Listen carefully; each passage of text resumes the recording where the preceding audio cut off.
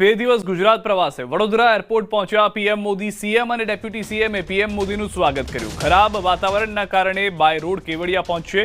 કેવડિયામાં 1140 કરોડના પ્રોજેક્ટ્સની ભેટ આપવામાં આવશે। તો પ્રધાનમંત્રી નરેન્દ્ર મોદી એકતાનગર જવા માટે રવાના થઈ ચૂક્યા હોવાની જાણકારી મળી રહી છે। વાતાવરણ ખરાબ હોવાને કારણે હેલિકોપ્ટરથી નહીં પરંતુ બાય રોડ જવાનો નિર્ણય કરવામાં આવ્યો હોવાની પણ જાણકારી મળી રહી છે। વડોદરા એરપોર્ટ પહોંચ્યા હતા। વધુ માહિતી ન્યૂઝ 18 સંવાદદાતા હાર્દિક પાસેથી મેળવીશું। હાર્દિક, કેટલા વાગે પીએમ પહોંચ્યા? હાલમાં શું પરિસ્થિતિ છે? વાતાવરણ ખરાબ હોવાનું પણ એક કારણ જાણવા મળી રહ્યું છે। બિલકુલ, જો સીધા વાત કરીએ તો આજથી પીએમ મોદી 2 દિવસના ગુજરાત પ્રવાસે છે, ત્યારે તેઓ સ્ટેચ્યુ ઓફ યુનિટી ખાતે યોજાનારી જે રાષ્ટ્રીય એકતા પરેડ છે તેમાં હાજરી આપવાના છે। હમણાં થોડીક વાર પહેલા પીએમ મોદી છે તેઓ બાય રોડ એકતાનગર જવા માટે રવાના થયા છે। અને ખાસ કરીને વાત કરીએ તો છેક સુધી એમ હતું કે ચોપર દ્વારા પીએમ મોદી જે છે તે કેવડિયા જવા રવાના થશે, પરંતુ ખરાબ હવામાનના કારણે છેલ્લી ઘડીએ નિર્ણય જે છે તે લેવામાં આવ્યો છે। હાલ થોડીક વાર પહેલા જ તેમનો જે કાફલો છે તે કેવડિયા જવા માટે રવાના થયો છે।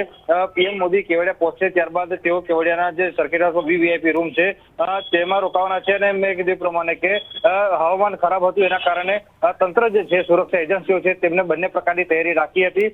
જો વાતાવરણ ખરાબ ન હોત તો પીએમ મોદી ચોપરમાં જાત, પરંતુ ખરાબ વાતાવરણના કારણે તેમને જે આ રોડનો જે માર્ગ છે તે પસંદ કર્યો છે। ત્યારે તેઓ તેમના કાફલા સાથે કેવડિયા જવા માટે રવાના થઈ ચૂક્યા છે। સિદ્ધાર્થ, આભાર હાર્દિક સમગ્ર માહિતી બદલ। તો પ્રધાનમંત્રી રવાના થઈ ચૂક્યા છે। ટૂંક સમયમાં કેવડિયા પહોંચી 800 કરોડથી વધુના લોકાર્પણ અને ખાતમુહૂર્તના કાર્યક્રમો છે તેમને પણ ખુલ્લા મૂકવામાં આવશે।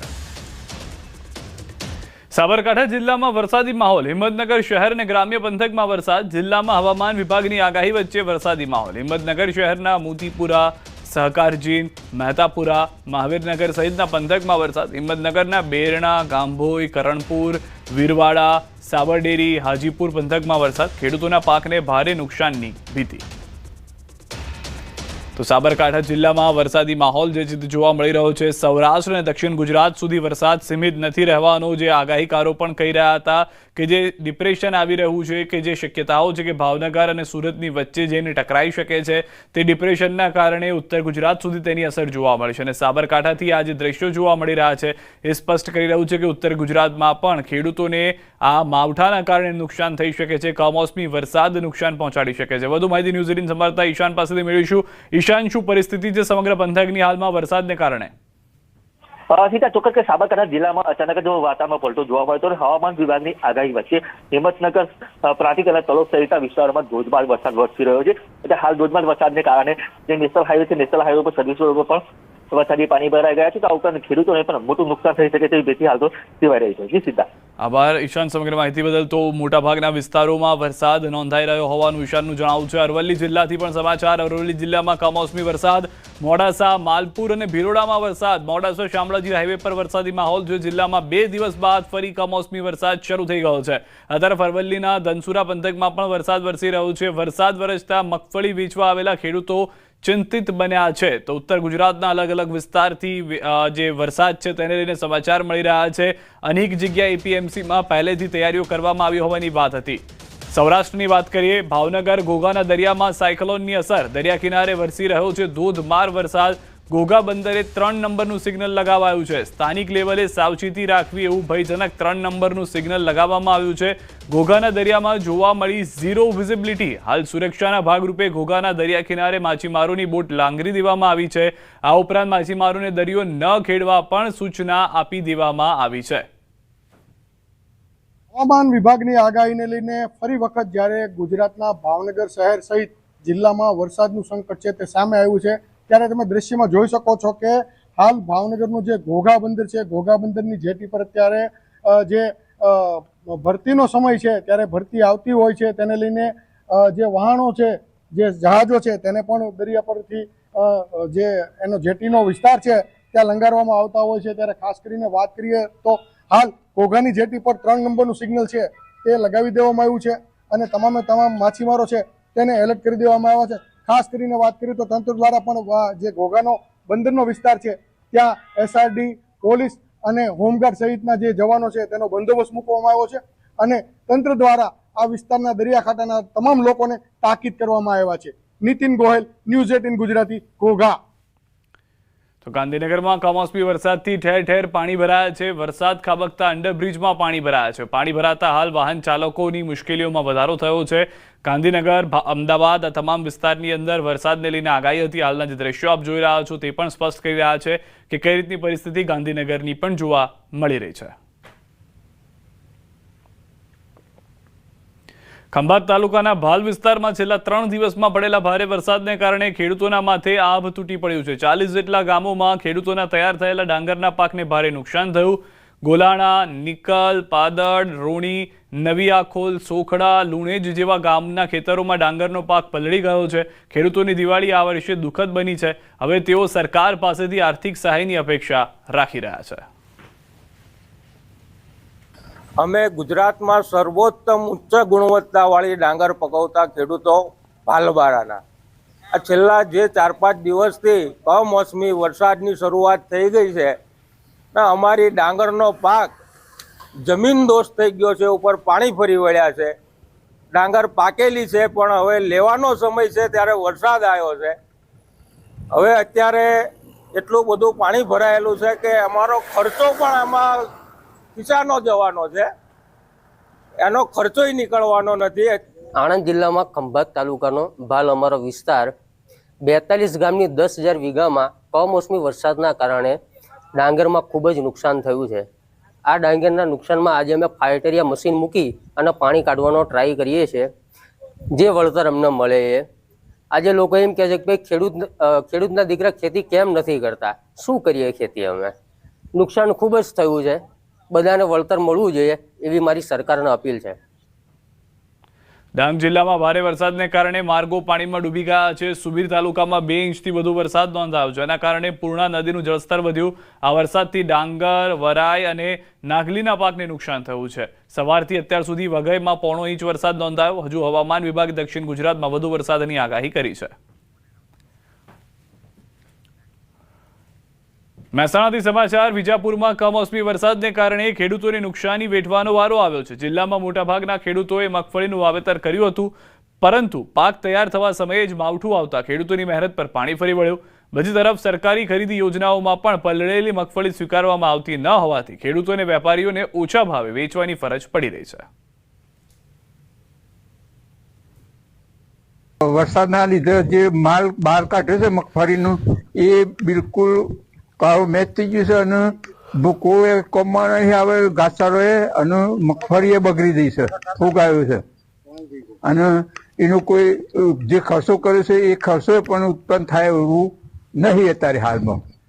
ભાવનગર જિલ્લામાં કમોસમી વરસાદને કારણે જેસર પંથકના ખેડૂતના પાકને વ્યાપક નુકસાન થયું છે. જેસરના ઉગલલાવાણ ગામની અંદર કમોસમી વરસાદને કારણે કપાસ, ડુંગળી અને મગફળી સહિત પાકને નુકસાન થયું છે. કમોસમી વરસાદને કારણે ખેડૂતોનો મહામૂલો પાક બરબાદ થયો છે.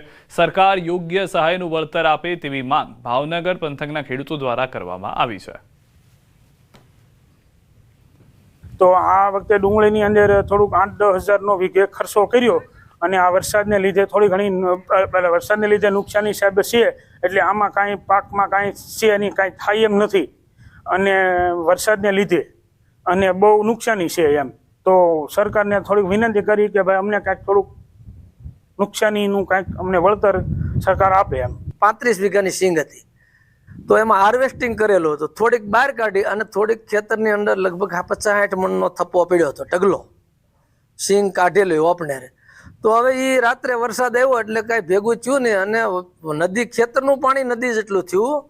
લગભગ 8-9 ઇંચ વરસાદ પડ્યો એટલે બધી સિંગ તણાઈ ગઈ, કાઢેલી સિંગ તણાઈ ગઈ. ટોટલ મજૂરી 100% નુકસાન ગયું. દાહોદના અનાજ માર્કેટમાં ચોરીની ચોંકાવનારી ઘટના પ્રકાશમાં આવી છે કે જ્યાં 7 થી 8 જેટલી શાતીર મહિલાઓ ભિખારીના વેશમાં ફિલ્મી અંદાજમાં વેપારીની દુકાનમાં ઘૂસી હતી. મહિલાઓએ હાજર કર્મચારીઓને વાતોમાં ભોળવીને વ્યસ્ત રાખ્યા અને આ દરમિયાન અંદાજિત 15 વર્ષની સગીરાએ ડ્રોવરમાંથી 5 લાખ સેરવી લીધા. આ શાતીર મહિલાની ગેંગ સીસીટીવી કેમેરાની પણ ફિકર કર્યા વગર બિંદાસ ચોરીની ઘટનામાં અંજામ આપી રહી છે. સાંજના સમયે દુકાન માલિકે ખેડૂતને પૈસા પરત આપવા માટે ડ્રોવર ચેક કર્યું ત્યારે તેને ખબર પડી કે પૈસા ગાયબ છે, જેથી તેણે સીસીટીવી ચેક કરતા મહિલાઓની કરતૂતનો ભાંડો ફૂટ્યો. વેપારીએ પોલીસ ફરિયાદ નોંધાવી. પોલીસે સીસીટીવીના આધારે આરોપીની શોધખોળ હાથ ધરી છે. આ દ્રશ્યો સ્પષ્ટ કરી રહ્યા છે કે બાળકી ત્યાં આગળ કઈ રીતે પૈસા લઈ રહી છે. વધુ માહિતી ન્યૂઝ 18 સંવાદદાતા પાસેથી મેળવીશું.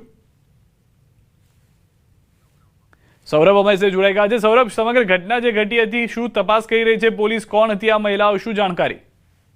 બિલકુલ કહી શકાય કે જે દાહોદની અંદર જે ભિક્ષુકના રૂપમાં જે મહિલાઓની ટોળકી છે તે હાલ સક્રિય થઈ છે અને જે ચોરી કરી રહી છે. કહી શકાય કે દાહોદની અંદર જે એપીએમસીમાં એક વેપારી છે તે વેપારીના જે ઓફિસની અંદર આ જે મહિલાઓ છે તે ઘૂસી ગઈ હતી અને કર્મચારી જોડે જે રકઝક કરી હતી. જ્યારે કહી શકાય કે આ લોકોની જે એક સાફ મોડર્ન ઓપરેશન દેખાઈ રહી છે કે જે મહિલાઓ છે તે 3 થી 4 મહિલાઓ એક બાજુ ઉભા રહી જાય છે અને જે કર્મચારી છે તેનો ઘેરાવો કરી લેતા હોય છે અને ત્યારબાદ અન્ય જે એક મહિલા હોય છે તે નીચે નમી અને ત્યારબાદ જે અંદર દોવર અથવા તો જે સામાન મૂકેલો હોય તે તપાસ કરી અને ત્યાંથી જે રોકડાની ઉઠાંતરી કરતા હોય તેવા હાલ દ્રશ્યો લાગી રહ્યા છે. જોકે સમગ્ર બનાવ સંદર્ભે જે વેપારી છે તેને પોલીસને જાણ કરાતા એલસીબી, એસઓજી સહિતની અન્ય ટીમો જે અત્યારે કામે લાગી છે.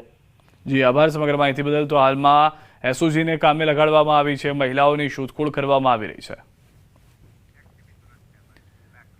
સુરતમાં 3 વર્ષના બાળકના અપહરણની સનસનીખેજ ઘટના સામે આવી છે. ઉધનામાં વિસ્તારમાં આરોપીઓએ બાળકી સમજીને બાળકનું અપહરણ કર્યું. જોકે પોલીસની સતર્કતાને કારણે ગણતરીની કલાકોમાં જ અપહરણકારોને ઝડપી પાડી બાળકને મુક્ત કરવામાં આવ્યો. ઘર નજીક રમી રહેલા 3 વર્ષીય બાળકના વાળ લાંબા હોવાથી શખ્સ તેને બાળકી સમજીને ઉઠાવી ગયો. બાળકની માતાએ પતિને જાણ કરતા પોલીસને જાણ કરવામાં આવી. પોલીસે ગણતરીની કલાકોમાં 200 જેટલા સીસીટીવી ચેક કરી આરોપીને ઝડપી પાડ્યો.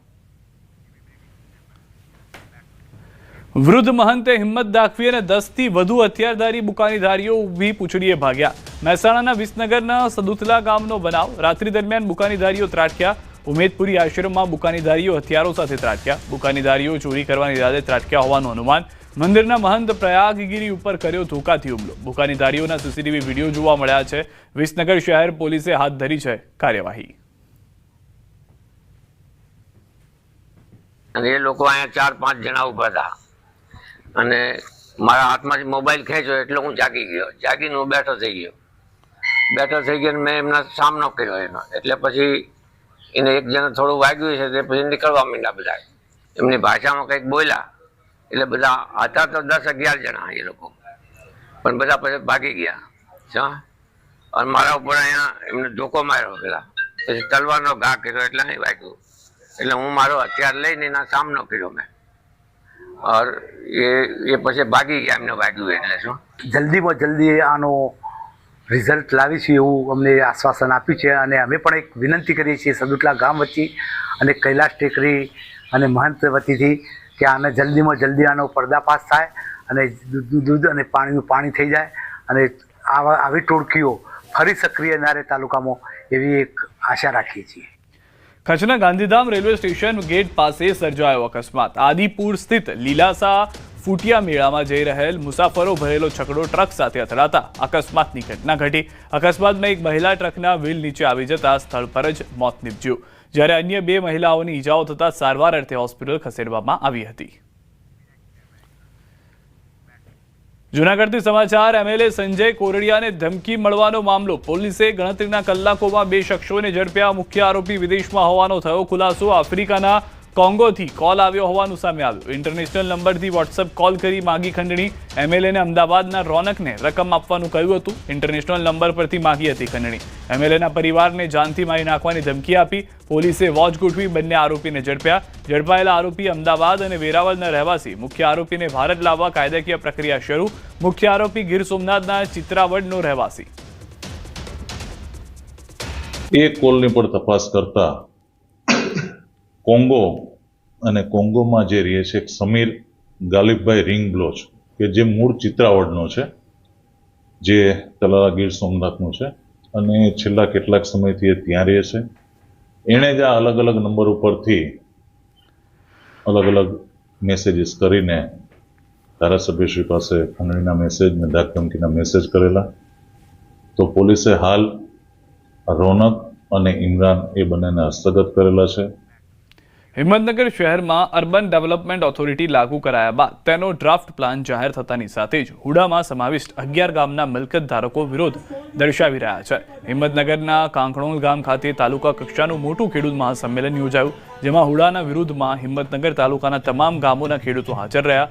હુડા રદ નહીં થાય ત્યાં સુધી વિરોધ દર્શાવવા ખેડૂતો કટિબદ્ધ. અગાઉ પણ અનેક કાર્યક્રમ થકી ખેડૂતો વિરોધ દર્શાવી ચૂક્યા છે. અમદાવાદથી સમાચાર 7th ડે સ્કૂલમાં ડીઈઓએ કરી તપાસ 2 નોટિસ આપ્યા છતાં જવાબ ન આપ્યા હોવાનો દાવો ગેરકાયદે બાંધકામ અને જગ્યા કરાર અંગે કરી તપાસ સ્કૂલના બાંધકામ અને જગ્યા પર માંગ્યો રિપોર્ટ કોર્પોરેશન શરત પાલન થયું છે કે નહીં તેની તપાસ થશે 7 ડે સ્કૂલને નોટિસ આપવામાં આવેલી 2 વખત પણ કોઈ જવાબ રજૂ થયો નહોતો તેના સંદર્ભમાં આજે કોર્પોરેશનની ટીમ સ્થળ તપાસ માટે ગઈ હતી અને એમની જે આનુષંગિક દસ્તાવેજો કાગળ છે એ એમની પાસેથી મેળવીને એની ખરાઈ કરવામાં આવશે. એક આપણે 2 એંગલથી તપાસ કરવાની કીધી હતી. એક તો કોઈ ત્યાં આગળ ગેરકાયદેસર બાંધકામ છે કે કેમ, અને બીજું કે જે કોર્પોરેશનની મૂળ એલોટમેન્ટ માટેની શરતો હતી એનો ભંગ થયો છે કે કેમ એની તપાસ કરવાનો આદેશ કરેલા હતા. ડ્રિંક એન્ડ ડ્રાઈવના વધતા બનાવો સામે લડત આપવા વડોદરાના યુવા ઇનોવેટર મિથિલેશ પટેલે એક અદ્ભુત ઉપાય શોધી કાઢ્યો છે. તેમણે કવચ નામનું અદ્ભુત ડિવાઇસ વિકસાવ્યું છે જે દારૂ પીધેલા ડ્રાઈવરથી થતા અકસ્માતો રોકવામાં મદદરૂપ બની શકે છે. આ ઉપકરણ ડ્રાઈવર આલ્કોહોલના પ્રભાવમાં હોય તો તે તરત જ ડિટેક્ટ કરીને ફ્યુઅલ અથવા ઇગ્નિશન સિસ્ટમને બંધ કરી દે છે. સાથે જ અધિકૃત વ્યક્તિને એલર્ટ મોકલી માહિતી પહોંચાડે છે. એક એસયુવી ગાડીનો અંદરનો જે બૂટ સ્પેસનો એરિયા કહેવામાં આવે છે 3000 થી 4000 મીટર થાય છે. 3000 થી 4000 સ્ક્વેર ફૂટ એટલે ક્યુબિક મીટર પ્રમાણે આપણે ગણીએ તો 2 થી 3000 ક્યુબિક મીટરનો એરિયા અંદર થયો. તો હવે તમે કોઈ પણ એક દારૂની બોટલ, ધારો કે 500 ml તમે વિસ્કી લો છો તો 500 ml વિસ્કીમાં જે રીતના રેન્જ એમાં 40% આલ્કોહોલ હોય છે, તો તમે ભલે પીતા બોટલ પણ ખોલશો ને તો દરવાજા ખુલ્લી કન્ડિશન છે તો એને ફેલાતા 15 થી 20 સેકન્ડ, તમને 10 થી 12 મિનિટમાં અલર્ટ મળશે.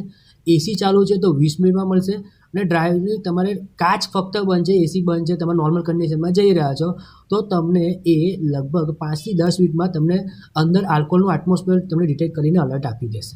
રાજ્યમાં અને ખાસ કરીને વડોદરા શહેરની વાત કરીએ તો સંસ્કારી નગરી વડોદરામાં રોજે રોજ ડ્રિંક એન્ડ ડ્રાઈવના કેસ જે છે તે વધી રહ્યા છે. જે નશેડીઓ છે તેઓ નશાની હાલતમાં પોતાનું વાહન હંકારે છે અને ત્યારબાદ અકસ્માત સર્જે છે.